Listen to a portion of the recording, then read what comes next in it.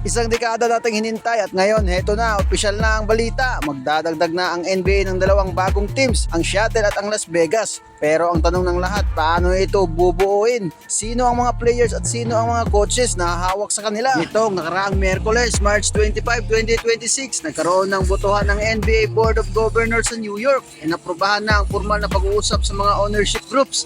Ibig sabihin, hindi lang ito usap-usapan, totoo na ito. Target nilang simula ng pagpalaro sa 2028-2029 season. Bago tayo pumunta sa players, pag-usapan muna natin ang proseso kung paano sila pipiliin sa pamamagitan ng expansion draft. Para sa mga bagong fans, ang bawat isa sa kasulukuyang 30 teams ay papayagang mag-protect ng 8 players lang. Ibig sabihin, ang kanilang mga top star gaya ng Stephen Curry at Nikola Jokic ay siguradong mananatili sa kanila.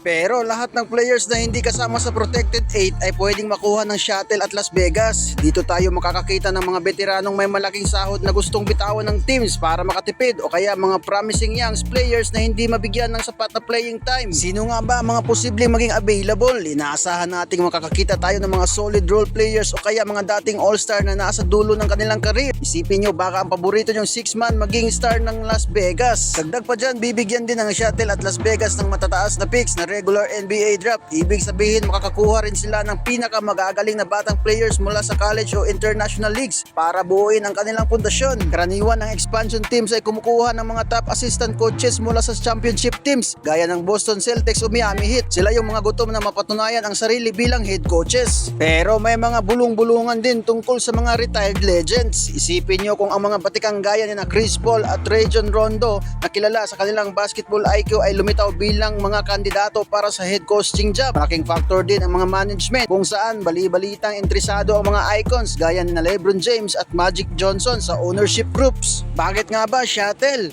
Ang Seattle kasi Supersonics ay may isa sa pinaka-loyal na fanbase. Mula nang lumipat sila sa Oklahoma noong 2008, hindi tumigil ang panawagan na ibalik ang team. At sa wakas, dininig na ang matagal na pananawagan matapos ang halos 2 dekada na pangungulila ng mga fans. Kumpirmado na magbabalik na ang Seattle Supersonics. I-comment nyo na lang kung agree kayo na dapat lang silang ibalik. Huwag kalimutang mag-like at mag-subscribe para sa susunod nating pag-uusapan. At sino nga ba ang mga players na posibleng makukuha ng expansion drafts? Muli, heto ang Fast Break. Hanggang sa susunod na video, maraming salamat po.